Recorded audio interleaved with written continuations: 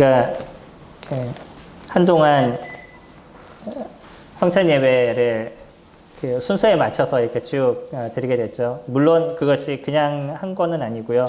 주중에 이제 감사드릴 분들과 찬양드릴 분들을 다 취합을 해서 정리를 좀 한 겁니다. 그렇게 계속적으로 예배를 드리는데도 저희가 시간이 좀 부족하잖아요. 점점 늘어나고 있죠. 네, 주님 앞에 감사가 됩니다.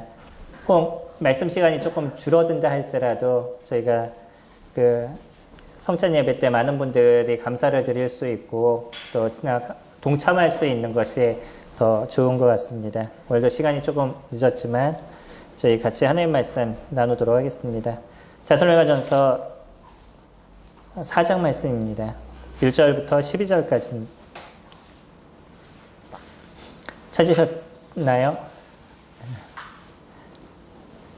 한 절씩 같이 교독하도록 하겠습니다. 그러므로 형제들아 우리가 끝으로 주 예수 안에서 너희에게 구하고 권면하노니 너희가 마땅히 어떻게 행하며 하나님을 기쁘시게 할 수 있는지를 우리에게 배웠으니 곧 너희가 행하는 바라 더욱 많이 힘쓰라. 우리가 주 예수로 말미암아 너희에게 무슨 명령으로 준 것을 너희가 아느니라. 하나님의 뜻은 이것이니 너희의 거룩함이라 곧 음란을 버리고 각각 거룩함과 존귀함으로 자기의 안에 대할 줄을 알고 하나님을 모르는 이방인과 같이 세욕을 따르지 말고 이의 분수를 넘어서 형제를 대하지 말라. 이는 우리가 너희에게 미리 말하고 증언한 것과 같이 이 모든 일에 주께서 시원하여 주시나니 하나님이 우리를 모르시면 부정하게 하심이 아니요 거룩하게 하심이니 그러므로 저버리는 자는 사람을 저버림이 아니요 너희에게 그의 성령을 주신 하나님을 저버립니다. 형제 사랑에 관하여는 너희에게 쓸 것이 없음은 너희들 자신이 하나님의 가르치심을 받아 서로 사랑함이라. 너희가 온 마게도냐 모든 형제에 대하여 하여 이것을 행하도다. 형제들아 너는 이미 더욱 그렇게 행하고 또 너희에게 명한 것 같이 조용히 자기 일을 하고 너희 손으로 일하기를 힘쓰라. 이는 의인에 대하여 단정히 행하고 또한 아무 궁핍함이 없게 하여라. 오늘은 저희 그 세상의 희망이 되는 교회의 성도들에 대해서 같이 살펴보도록 하겠습니다. 이제 이 교회가 지금과 같은 어려운 가운데서 참된 희망의 메시지를 던져줄 수 있는 그런 교회가 되기 위해서는 그 안에 구성원인 성도들이 어떤 모습을 가져가고 있냐는 것이에요. 물론 저번에 말씀드린 것처럼 바른 복음이 전파돼야 되고 그 복음 안에 거하는 성도님들이셔야 될 것입니다. 또 거기에는 좋은 일꾼들이 있어야 되고 하나님의 말씀을 잘 대언하며 성도들을 잘 살필 수 있는 그런 일꾼들이 많이 있어야 되죠. 그러나 더 중요한 것 중에 하나는 뭐냐면 그 구성원인 성도들이 어떠한 모습을 갖고 주님을 섬기고 있느냐는 것이에요. 거기에는 여러 가지가 있을 겁니다. 일단 데살로니가 교회라고 그러면 세 가지가 확실하게 잘 정립이 되었다 그랬죠. 무엇이죠? 사랑의 수고, 믿음의 수고. 제가 갑자기 헷갈렸네요. 예. 믿음의 역사죠. 믿음의 역사, 사랑의 수고, 소망의 인내죠. 이 세 가지가 그 교회는 잘 되어져 있는 교회라고 이야기를 하고 있습니다. 믿음과 소망과 사랑, 이 세 가지는 항상 있을 것이라고 얘기하는 것처럼 이 믿음과 소망은 끊어지지 않는다는 거예요. 주님의 나라에 가서도 이것은 계속적으로 우리 가운데 존재하게 될 것입니다.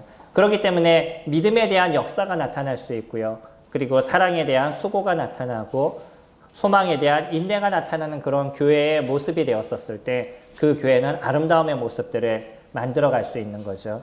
이 교회는 그런 모습을 잘 이뤄가고 있는 교회였었습니다. 그러니까 성도들이 갖고 있는 믿음이 얼마나 잘 이루어졌는지를 저희들에게 보여주고 있죠. 그런 아름다움의 교회의 모습을 가져가고 있는데 그 이면에 있는 또 다른 모습들. 그럼 이들이 갖고 있는 진짜 중요한 그 믿음의 어떤 여정에서 빼놓을 수 없는 부분들은 무엇이냐는 것이에요. 그것에 대해서 얘기할 때 1절을 이렇게 얘기합니다.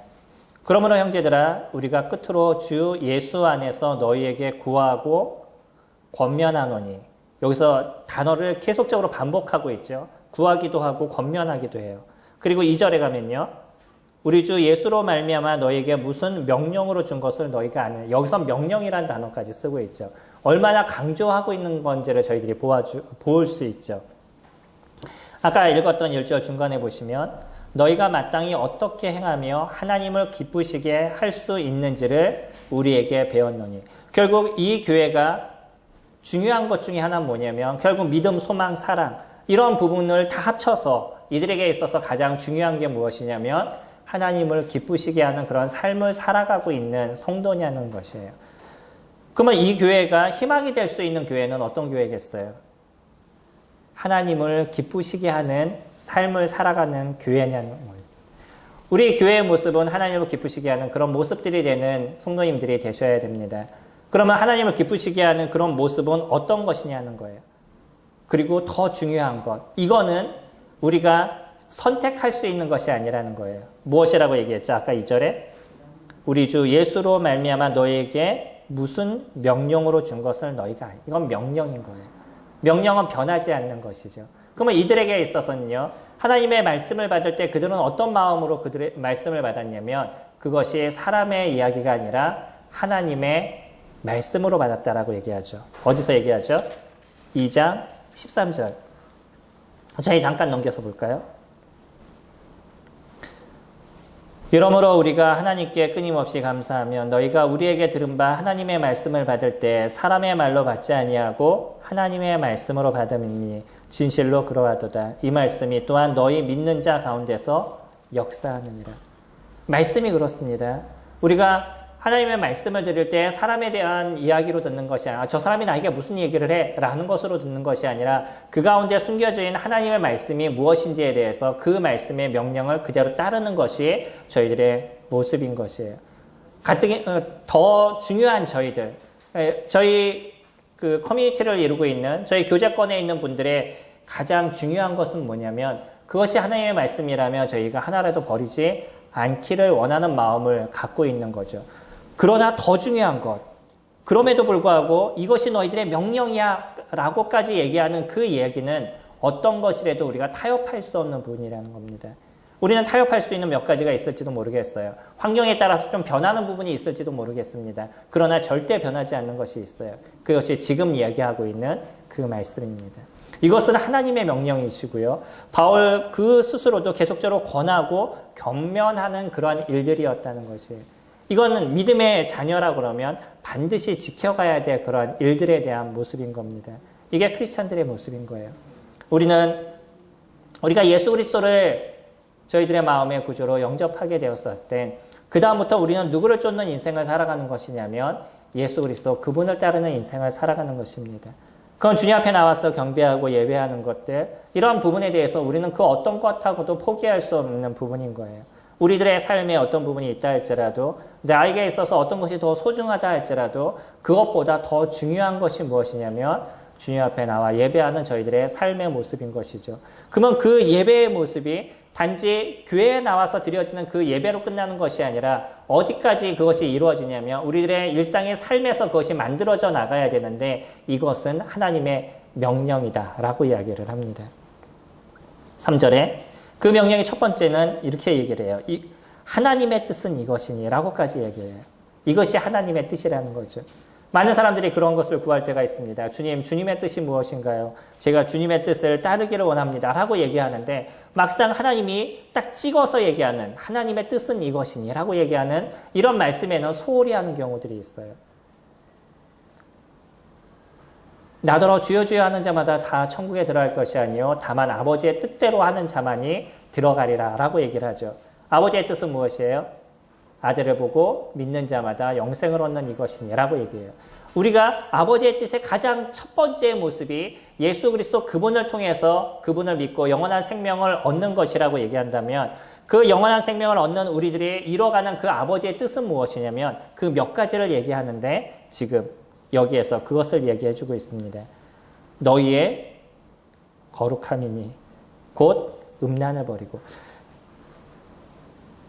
우리가 이런 부분을 성도님들과 같이 교제하는 게 조금 어려운 부분도 있을 겁니다. 그 이유 중에 하나가 뭐냐면 우리가 성에 대한 부분을 이야기를 하는 것은 무엇인가 창피하고 더럽고 어려운 것 같은, 무엇인가 문제가 있는 것 같은 많은 인식들이 사람들 가운데 있고, 안 좋은 부분들이 있다라고 우리가 생각을 하기 때문에, 이런 부분 때문에 어떤 성적인 것에 대한 이야기를 하는 것이 교회적으로 상당히 힘든 부분이 있습니다. 그럼에도 불구하고요, 오늘의 메시지에 그 3절부터 8절까지 얘기하고 있는 이 부분은 음행에 대한 부분을 이야기해주고 있다는 거예요. 이건 우리에게 진짜 소중하고 중요한 것이라는 겁니다. 그만큼 우리가 잘 생각해야 된다는 거예요. 하나님께서 이것에 대해서 얼마나 어려워하시고 힘들어 하시는지에 대해서 우리가 잘 인지할 필요가 있습니다. 그러나 성이라는 그 자체가 잘못되지 않았다는 거예요. 이건 우리가 잘 인지해야 될 필요가 있는 것이죠. 3절에 너희의 거룩함이 곧 음란을 버리라는 것이에요. 이 음란이라고 얘기했었을 때, 그거는 우리에게 하나님께서 주신 그 성이 잘못 사용되게 됐었을 때 이것이 음란이 되어져 버리는 것이죠. 이 문제가 이번에 드러나게 됐던 N번방에 대한 부분이라든지, 사람들이 인터넷이라는 곳에 숨어서 얼마나 자신이 갖고 있는 그 죄성을 드러냈는지를 우리는 거기서 여실히 볼 수 있어요. 18살 된 아이가 이번에 신상이 공개가 됐었었죠. 아이가 18살이에요. 그 몇 살부터 그 일을 했었냐면, 그 이전, 지금이 18살이니까 제가 그게 언제부터 시작이 됐는지 잘 모르는데, 최소 2, 3년은 지났을 거 아니에요. 그럼 아이가 몇 살부터 그 일을 해왔다는 거예요. 그 고등학교 때부터 아이가 이상한 데에 손을 대고 사람들을 어렵게 만드는 그런 인생을 그가 살아오고 있었다. 이게 우리들 내면에 숨겨져 있는 죄성이 얼마나 강력하다는 것을 저희들이 볼 수 있는 거죠. 가장 하나님께서 어려워하시고 분명한 치리와 분명한 하나님의 손길이 되는 것이 무엇이냐면 음란에 대한 부분입니다. 여기에 대한 것 하나님 분명한 하나님의 징계가 있다는 것이에요. 그렇기 때문에 우리 성도님들이 조심해야 되는 것은, 이거는 부부라는 그 안에서만 하나님께서 우리에게 허락하신 것이고, 부부라는 그 안에서 우리에게 주신 가장 축복되고 은혜의 모습인 거예요. 근데 그 가장 축복된 것이 하나님이 만들어 놓으신 그 울타리와 테두리를 벗어나게 됐었을 때, 그때는 가장 큰 재앙의 모습들이 나타나게 된 겁니다. 나라들이 멸망한 것을 아시나요? 소돔과 고모라의 모습들. 얼마 전에 저희 창세기를 통해서 묵상하게 된 소돔과 고모라의 모습은, 소돔을 향해서도 하나님은 그들에게 기회를 주셨죠. 그들이 다른 나라와 싸움에서 져서 잡혀갔어요. 누가 그를 구했죠? 아브라함이 그들을 구했습니다. 그러면서 아브라함과 대화를 보게 되면 아브라함이 그렇게 표현하죠. 지극히 크신 하나님이라는 표현을 써요. 그럼 너희들을 구해준 게 누구냐면 지극히 크신 하나님이 너희들을 구해주신 거야 라는 메시지를 그들에게 던져줬어요. 그럼 그들은 누구를 찾아야 됐던 거예요? 하나님을 찾아야 됐던 겁니다. 그러나 시간이 지나면 지날수록 그들은 자기네 땅에 좋은 것들, 자기네들이 갖고 있는 유의들, 그것을 즐기면서 끊임없는 그 성적인 음란에 빠져있는 도시가 되어버렸죠. 그래서 음란이라는 단어를 쓰게 될 때 가장 첫 번째 등장하는 도시가 어디가 됐냐면 소돔이 되어버렸어요. 나중에 어떻게 돼버려요? 하늘에서 유황이 내려서 모두 다 전멸시켰습니다. 우리는 그 이후에 있는 나라들 속에서도 이러한 음란의 모습이 강력함으로 인해서 하나님께서 완전히 한 도시를 전멸시킨 그런 사건들을 저희들이 볼 수 있어요. 거기에 중심이 뭔지 아시나요? 성적인 타락입니다. 이것에 대해서는 하나님께서 분명한 치리를 이루어 가시는 거예요. 그렇기 때문에 이런 면들에 있어서 우리는 조심해야 될 필요가 있고, 이것이 얼마나 큰 것이고 얼마나 큰 문제인지에 대해서 저희들이 생각해 볼 필요가 있습니다. 특히 젊은 우리 청년 형제 자매들의 모습에는 요즘의 시대에서 이런 얘기는 아주 옛날에 하고 있는 그 고리타분한 그런 이야기라고 받아들이는 많은 사람들이 있어요. 근데요, 우리가 잘 생각해 보면 이때 당시의 모습이 어땠냐는 거예요. 저희가 지금 보고 있는 이 데살로니가 당시 메시지가 전해지고 있는 이 당시의 모습에서는 오히려 그 사회적으로 정부라든지 아니면 첩이라든지 아니면 매춘이라든지 이런 모든 것이 허용되고 있었던 그런 시대적인 배경을 갖고 있습니다.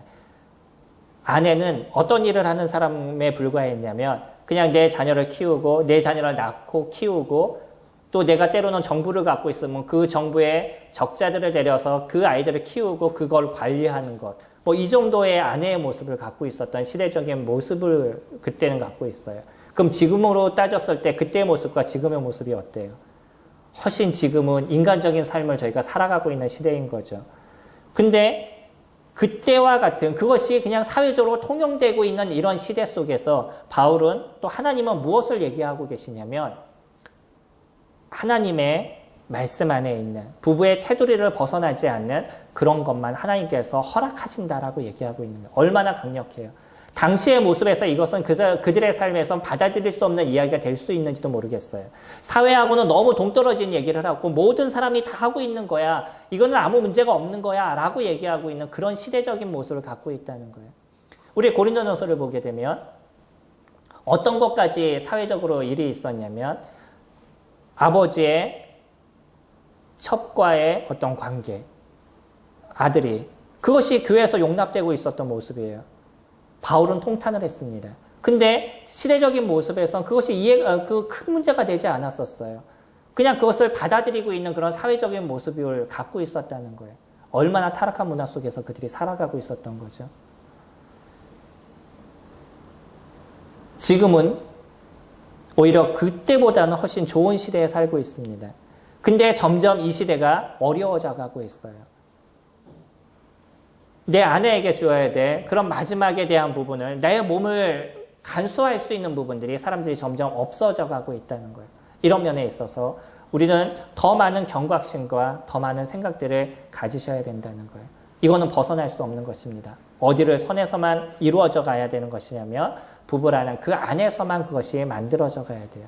근데 이게 또 부부라는 안에서 이루어져 가다 보고 또 그 안에서의 어떤 은밀한 속에서 만들어져 가다 보니까 어떤 문제가 발생하게 되냐면 4절에 보시면 각각 거룩함과 존귀함으로 자기의 아내 대할 줄을 알고 라고 얘기하고 있죠. 우리나라 1년 동안에 부부 안에서 이루어지고 있는 성폭력이 2.3%라고 얘기합니다. 여성이 2.3%, 남자가 0.3% 정도 그 부부간에 이루어지고 있는 어떤 성폭력이 만들어져 가고 있다는 거예요. 그게 통계적으로 나왔다라고 그러면 실질적으로는 얼마나 더 많겠어요. 내 아내와 어떤 관계 속에서도 이것은 그냥 폭력적으로 자기의 어떤 욕구를 그냥 해소하는 것에 대한 폭력적으로 이루어지는 것이 아니라 관계적인 아름다움 속에서 만들어져 가야 된다는 것이에요. 은밀한 속에서 만들어져 가기 때문에 그것이 그냥 용인될 수 있는 아무도 모르는 것처럼 넘어가는 그런 문제가 되지 않는다는 것입니다. 그것을 치리하실 분은 누가 치리하셔요? 하나님께서 은밀한 가운데 있는 사람들의 모습들을 치리하신다라고 얘기하죠. 우리 여기 잠깐 손을 놓으시고 로마서 2장 말씀 보시면 2장 16절에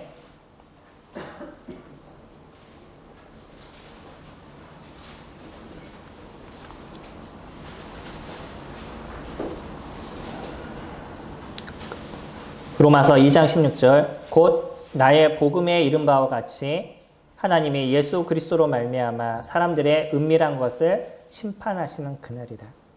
주님께서 그 마지막 날에 그때 은밀한 가운데 행한 모든 것에 대해서 심판을 하실 것입니다. 부부간의 관계는 누구에게도 알려지지 않는 부분들이 있어요. 그러다 보니까 그 속에서 이루어지고 있는 잘못된 모습들도 많이 등장을 하고 있습니다. 아무리 부부라 할지라도 원하지 않는 어떤 문제들이 만들어져 나간다 그러면 그것은 성폭력이라고 이야기를 하고 있어요. 지금은 그것을 분명하게 법적으로 범죄로 이야기를 하고 있습니다. 반대로 거꾸로 얘기했었을 때 또 어떤 것도 문제가 되는 것이냐면 너무 원하지 않는 거예요. 그래서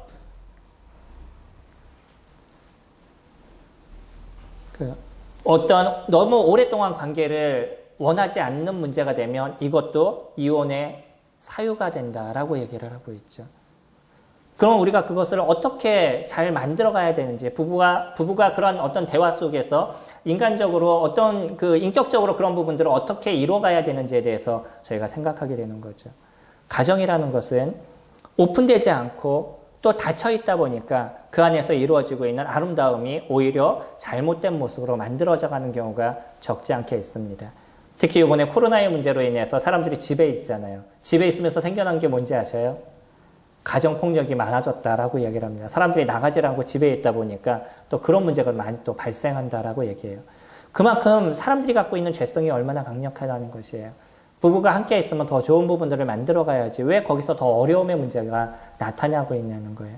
거룩이라는 것, 가정에서부터 시작이 되는 겁니다. 그리고 이 거룩이라는 것은 어떤 걸 절제하고 관리하는 데에서 만들어져 가는 것이냐면 자기 안에 일어나고 있는 그 욕망, 성적인 이 욕망에 대한 부분을 잘 조절하고 관리하는 부분들, 이런 부분들이 잘 이루어지는 것이 그게 우리에게서 거룩의 첫발이 되어져 간다는 거예요. 어두운 곳에서 나타나는 엠번방의 모습은 그거는 비단 그들의 모습뿐만 아니라 모든 사람들 안에 숨겨져 있는 욕망에 대한 부분인 거예요. 그것이 겉으로 드러났느냐, 드러나지 않느냐의 모습인 거죠. 우리는 그것을 누구보다도 우리 스스로의 각자의 모습에서 잘 알 수 있을 거예요. 우리 안에서 어떠한 그 잘못된 것이 나타나고 있는지, 이런 부분들을 잘 관리하는 것, 이것이 거룩이다라고 이야기를 합니다. 거룩을 얘기할 땐 여러 가지를 얘기할 수 있을 거예요. 그러나 그 중에서 가장 사회적인 당시의 문제, 이거는 지금 우리가 처해져 나가고 있는 문제인 것이고요. 우리 각자가 더 조심하고 경계해야 될 그런 문제가 되어져 가고 있습니다. 점점 젊은이들 사이에서는 어떤 부부의 관계를 떠난 그 이상의 어떤 문제들이 자연스러워져 가는 이런 사회적으로 만들어져 가고 있어요. 그렇기 때문에 더 우리 스스로를 조심해야 될 필요가 있는 거죠. 두 번째 보시면 9절부터 결론적으로 주님은 이것을 무엇이라고 얘기하시냐면 6절부터 보시면 이 일의 분수를 넘어서 형제를 해하지 말라. 이는 우리가 너희에게 이미 말하고 증언한 것과 같이 이 모든 일에 주께서 신원하여 주심이라. 하나님께서 그것에 대한 분명한 칙의가 있다라고 얘기하시죠. 7절에 하나님이 우리를 부르시면 부정하게 하심이 아니요 잘못된 음란에 빠지는 것이 아니라고 얘기하죠. 거룩하게 하심이니 그러므로 저버리는 자는 사람을 저버리는 것이 아니요 너희에게 그의 성령을 주신 하나님을 저버리는 것이다 라고 얘기를 해요. 누구를 저버리는 것이요? 성령을 저버리시는 겁니다. 우리가 만약에 이런 문제에 있어서 그것을 잘 해결할 수 있는 힘이 저희들에게 없고 그것이 우리에게 아무런 문제가 없는 것처럼 인생을 살아간다면 그 안에 누가 없는 사람이에요? 성령이 없는 사람입니다. 하나님이 없는 사람인 거예요. 우리는 우리 스스로를 조심해야 될 필요가 있습니다. 그리고 믿는 자와 믿지 않는 자가 정확하게 갈려지는 그런 모습들이 있어요.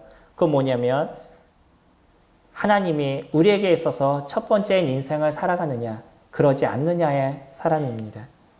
우리들의 삶에서 그분이 진짜 소중하고 중요한 인생을 내가 살아가고 있느냐, 그러지 않느냐의 문제가 우리 안에 주님이 계시느냐, 주님이 계시지 않느냐의 문제가 되어져 갈 수 있을 거예요. 뿐만 아니라 우리는 실수할 수 있고 잘못된 모습에 빠질 수는 있을 거예요. 그러나 그런 모습에서 돌이키고자 하는 마음이 우리 가운데 없고 그것이 당연한 내가 추구할 어떤 즐거움과 쾌락의 한 부분이라고 생각하고 그런 인생을 끊임없이 걸어가는 사람이라고 그러면 그 사람 안에 성령이 있다고, 성령 하나님이 있다고 우리가 누가 얘기할 수 있겠어요? 우리는 이 어려움 속에서도 주님 앞에 나와서 예배하는데 우리들의 마음을 드렸습니다. 왜 그러죠? 그것이 우리에게 가장 소중하다는 것을 저희들이 알기 때문에 우리 안에 있는 하나님이 주님 앞에 예배하는 것을 원하시고 그것이 우리에게서 가장 중요한 것인 것을 저희들이 알기 때문에 때로는 이런 문제로 어떠한 큰 문제가 발생할 수 있다 할지라도 그것에 대해서 감수할 수 있는 마음이 저희들에게 있었다는 거예요. 그게 주님 안에 있는 사람들, 우리 성령이 우리 안에 있는 사람들의 모습인 것이죠. 무엇을 더 소중하게 저희들이 생각해요? 하나님 앞에 나오고 하나님을 예배하는 것이 우리 가운데 더 소중한 것이죠. 우리에게 있어서 거룩을 이뤄가고 하나님의 말씀을 따라 사는 삶이 우리에게서 더 소중하다는 것을 저희들이 알기 때문에 그와 같은 일들을 이뤄가게 되는 거죠. 9절에 형제 사랑에 관하여는 너희에게 쓸 것이 없음은 너희들 자신이 하나님의 가르침을 받아 서로 사랑함이라. 데살로니가 교회는 그 세 가지가 확실하다고 얘기했잖아요. 믿음의 역사, 사랑의 수고, 소망의 인내. 그 중에서 여기서 사랑을 이야기합니다. 형제 사랑에 대해서는 그들에게 더 이상 얘기할 게 없다 그래요. 그만큼 그들은 아름답게 사랑을 이루고 있었던 그러한 교회였었습니다. 하지만 그들에게 무엇인가 좀 부족한 게 있었어요. 바울은 그것을 채워주기를 원했습니다. 10절 너희가 온 마게도니아 모든 형제에 대하여 과연 이것을 행하도다. 형제들아 권하노니 더욱 그렇게 행하고 또 너희에게 명한 것 같이 조용히 자기 일을 하고 너희 손으로 일하기를 힘쓰라. 두 가지를 얘기를 하죠. 조용히 자기 일을 하라라고 얘기를 합니다. 그냥 어떤 분은 이것을 뭐라고 얘기하냐면 너무 일에 빠져서 자기의 인생을 거기다 다 쏟지 말아라. 좀 휴식을 좀 가져라. 이렇게 표현을 하시는 분들도 계셔요. 그리고 너희 손으로 일하기를 힘쓰라라고 얘기를 하죠. 그럼 두 가지의 부류가 나타나는 거죠. 한 부류는 일 속에서 자기 인생을 보내는 사람이 있는 경우와 또 한 부류는 진짜 중요한 부류는 어떤 분이었냐면 일하기를 싫어하는 부류예요.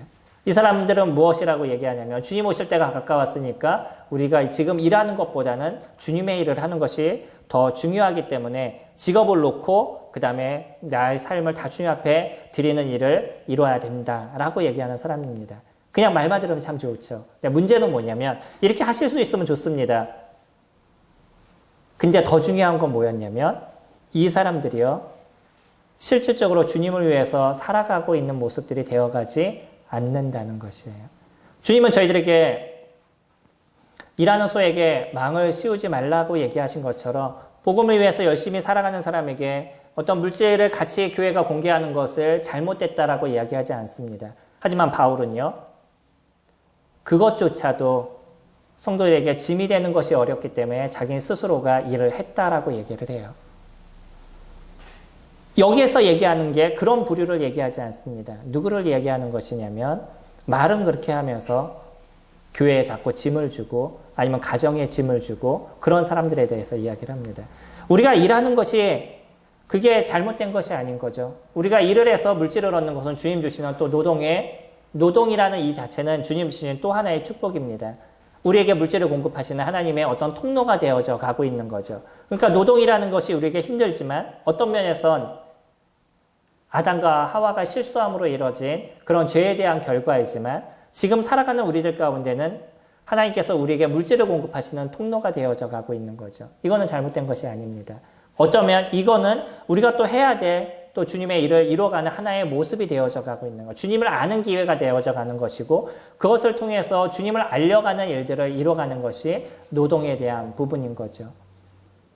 근데 이때 당시에 사람들이 어떤 부류들은 자신이 일하는 것이 싫어서 복음을 위해서 살 것처럼 얘기는 하면서 막상 그와 같은 일들을 이뤄가지 않는 사람들이 있었다라고 얘기합니다. 그러니까 누구에게 짐을 자꾸 쥐어주는 거예요.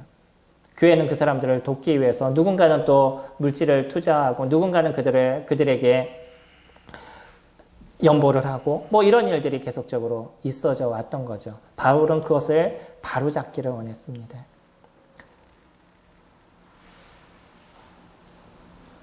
저는 개인적으로 풀타임으로 교회를 섬길 수 있는 그러한 형제들이 아니면 때로는 자매님들이 많이 세워졌으면 좋겠습니다. 그러나 분명한 것이 있어요. 그것이 교회에 부담을 주는 것이 되어져 안 된다는 거예요.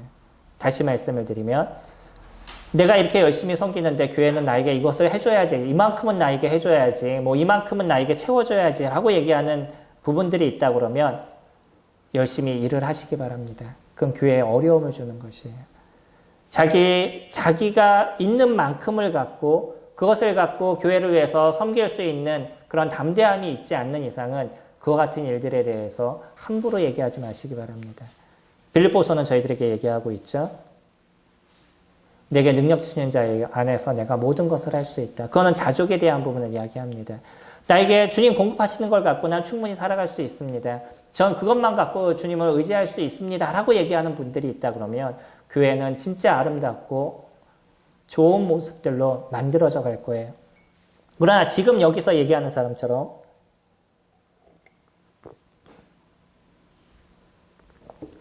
자기 일을 이루지 않으면서 자꾸 불평하고 불만하고 교회가 무엇인가를 채워줘야 되는 것처럼 자꾸 얘기하는 그런 사람들이 많아지면 많아질수록 교회는 어려워져 갑니다.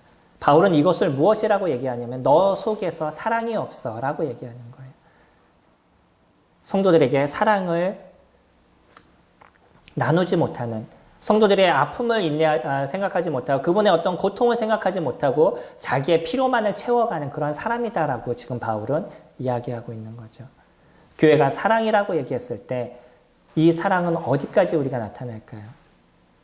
우리 스스로가 맡겨진 일에 대해서 열심히 이뤄가는 것, 그것은 무엇을 이루는 거죠? 그의 형제 사랑이 아닐까요? 내가 조금 더 수고하고 내가 조금 더 일을 함을 통해 가지고 다른 성도들이 편안함을 얻을 수 있고 더 많은 유익을 얻을 수 있는 것, 그것이 무엇이겠어요? 형제에 대한 사랑이 아니겠어요? 성도에 대한 사랑이 아니겠어요? 우리는 사랑을 자꾸 내 마음의 어떤 감정으로 얘기해서 저 사람에게 내 마음의 감정을 어떤 표현하고 그냥 저 사람이 나에게 좋고 뭐 이런 것을 이야기하는 걸 사랑이라고 얘기합니다. 근데 사랑은 그러지 않아요. 사랑은 거기에 대한 수고가 있는 것이고 실질적인 움직임이 있는 것이에요. 내가 다른 사람을 위해서 무엇인가 움직일 수 있을 때 그것이 별 수 없이 내가 해나가는 그런 일들이 아니라 그 움직임을 통해서 누군가 도움이 되고 기쁨이 된다면 그것이 형제 사랑을 이뤄가고 있는 우리들의 모습이겠죠. 바울은 지금 그것을 얘기하고 있습니다. 데살로니가 교회는 그것을 잘 행하고 있다는 것이에요. 그런 소리가 그들이 살아가고 있는 그런 마게도니아 지역뿐만 아니라 지금 바울이 있는 아가야 지역까지 모든 소식이 전해질 정도로 데살로니가에 있는 성도들이 그런 아름다움의 사랑의 수고를 계속적으로 나타내고 있었다는 것이에요. 그래서 그런 모습에 대해서 너희들 잘하고 있어. 근데 그것으로 끝나는 것이 아니라 더욱 그렇게 행하라 라고 얘기하고 있죠. 달리는 말에 채찍질하라고 어떤 부분에선 그래 너희들 잘해 그 정도면 됐어 라고 얘기하면 좋을 텐데 바울은 뭐라고 얘기해요? 더욱 그렇게 행하라 라고 얘기하죠.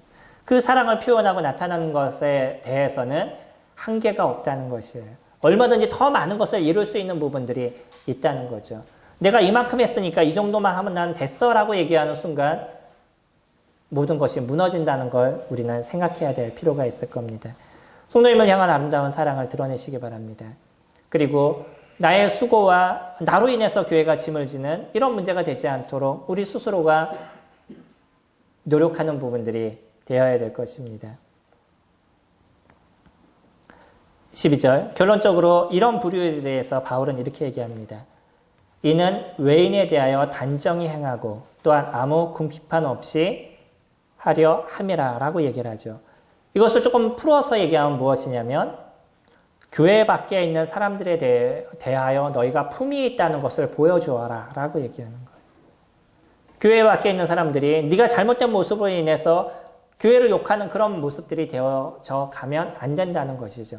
그 사람이 어떤 잘못된 모습을 갖고 교회에 있는 사람이 그것을 통해서 예수 그리스도를 폄훼하는 그런 이야기가 돼서는 안 되는 거죠. 아, 교회 다니는 사람이 다 똑같아. 교회 다니는 사람이 더 심해. 뭐 이런 이야기를 들어서는 안 된다는 것이죠. 그것을 이렇게 표현하고 있습니다. 외인에 대하여 단정히 행하고 또한 아무 궁핍함이 없게 하려는 자기가 열심히 일함을 통해 가지고 자기의 어떤 궁핍함으로 힘들어하는 그런 모습들이 되지 말아야 된다라고 얘기하는 거죠. 물론 이거는요. 지금 같은 이 코로나의 문제로 인해서 직장을 잃으시거나 아니면 열심히 직장을 얻으려고 노력은 하지만 그러나 그 직장을 얻지 못하는 사람을 향해서 얘기하는 것이 아니에요. 이건 우리가 오해를 해서는 안 됩니다. 내가 충분히 직장을 구할 수 있고 할 수 있는 일이 얼마든지 있음에도 불구하고 편한 일만을 찾으려고 노력하고 내가 하고 싶은 일만을 하려고 노력해서 아무것도 안 하고 그리고 또 나의 어떤 힘듦을 자꾸 성도들에게 얘기해서 성도들로 하여금 그것을 채우도록 자꾸 만드는 이런 부분들에 대해서 너희가 조심해라 라고 얘기하는 겁니다. 이거는 열심히 일하는 어떤 성도들을 힘들게 만드는 것이에요. 우리 교회도 언젠가는 교회를 건축할 때가 있을 것입니다. 근데 우리가 교회를 건축하는데 물질적으로 좀 부족하다고 전국교회 편지를 다 보내서 우리가 건축하려고 그러는데 돈이 부족해요. 그러니까 좀 기도해 주세요. 이거 기도해달라는 얘기예요. 돈을 달라는 얘기예요. 저희 이런 단어 좀 조심할 필요가 있습니다. 그러면 그 중에 어떤 성도님들은 자기 거 쓸 거 줄여가면서 그래 저 교회를 위해서 내가 헌금해야지 라고 보내시는 분들이 계시잖아요.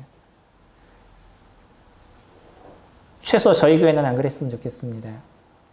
저희 교회가 그냥 전세를 살면 살고 월세를 살면 살지 우리 성도님들이 갖고 있는 힘과 성도님들이 갖고 있는 능력을 통해서 교회를 건축했으면 좋겠어요. 이게 이 메시지를 보면서 강력하게 제 마음 가운데 들어왔던 한 가지의 이야기입니다. 저희가 안 되면 능력이 안 되면 그만두시면 되죠. 그건 우리가 안 하는 거잖아요. 내가 집을 사는데 내가 집 사는데 돈 부족하다고 근처에 있는 사람한테 다 돈 도와달라고 얘기해서는 안 될 거 아니에요. 마찬가지로 저희가 교회를 건축하는 데 있어서도 우리 성도님들의 수고와 노력을 통해서 만들어져 가야 돼요.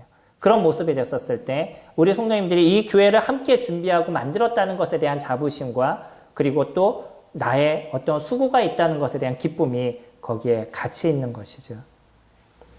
바울은 저희들에게 정확하게 얘기하고 있습니다. 이는 외인에 대하여 단정히 행하고 또한 아무 궁핍함이 없게 하려 함이라는 것. 주님이 채워가십니다. 그 채워가시는 주님인 것에 대해서 확실히 저희들은 느끼고 알고 인생을 살아왔었어요. 우리가 만약에 그것을 모르고 인생을 살아왔다 그러면 이제 우리 그거는 배워가야 될 필요가 있습니다. 주님이 어떻게 채워가시는지, 어떻게 도우시는지. 그러나 잠언 기자의 고백처럼 너무 넘치게도 말라고 내가 하나님을 모른다 할까라고 얘기하는, 저는 거기에 공감을 합니다. 제가 조금 더 여유가 있기 시작하면 그때부터는 마음이 편해지기 시작해요. 그러면 무엇인가를 더 해야 되는데 안 하려고 그러는 제 자신을 제가 느껴요. 이게 인간이 갖고 있는 모습이더라고요. 그 기도가 얼마나 아름다운지를 제가 생각해 보게 됐습니다. 더 많은 것, 물론 좋을 수 있지만 그 많은 것을 어떻게 관리하고 쓸 수 있는 거냐, 그것이 더 중요한 거겠죠. 바울은 복음을 전하는 것이 교회의 사명이라고 이야기를 합니다. 그리고 그것이 우리가 또 갖고 있는 사명인 것이에요. 하지만 복음을 전하는 것만이 우리의 사명의 전부는 아닌 것이죠. 사명의 진짜 장점을 찍을 수 있는 그 가장 중요한 것은 무엇이냐면 거룩을 이뤄가는 것입니다. 내가 거룩하니 너희들도 거룩하라. 복음을 전하는 것은 당연한 우리들의 일인 거죠. 여기서 멈춰가는 것이 아니라 우리 각자가 갖고 있는 삶의 모습과 질이 변화가는 모습들을 가져야 되는 것이고, 그것을 통해서 나를 넘어선 다른 사람들의 모습들을 어떻게 도울 수 있고 그 사람들의 유익을 어떻게 함께 할 수 있을지 고민하고 생각하는 모습들을 가져가야 되는 거예요. 이거는 그냥 이루어지지 않습니다. 생각하고 노력하고 고민했을 때 만들어져 가는 거예요. 내가 그냥 살아왔던 방식으로 살아가면 여전히 나는 내가 살아갔던 삶의 방식으로 살아가게 되어져 있고 내 중심적인 인생을 살아갈 수밖에 없어요. 그러나 다른 분들을 위해서 내가 할 수 있는 것이 무엇이고 저 사람을 위해서 내가 도움을 줄 수 있는 것이 무엇인가를 고민하고 생각할 때 그 사람의 입장에서 우리가 생각할 수 있고 그들을 도울 수 있는 실질적인 것을 저희들이 발견할 수 있고 내가 해야 될 말과 내가 해야 될 행동에 대한 모습들이 무엇인가를 더 알아갈 수 있는 부분들이 생겨가게 되는 거죠. 이것이 바울이 지금 저희들에게 던져주고 있는 그런 하나님의 뜻에 대한 부분입니다. 저희들은 주님의 뜻을 이루는 자들입니다. 그리고 또 이 교회는 하나님의 뜻을, 하나님을 기뻐하시게 하는 교회로 만들어져 가고 있는 교회입니다. 거기에 맞는 우리들의 모습들, 거룩을 이뤄가고 사랑을 만들어가는 그런 실질적인 저와 성도님들의 모습이 되기를 소망합니다. 기도하겠습니다.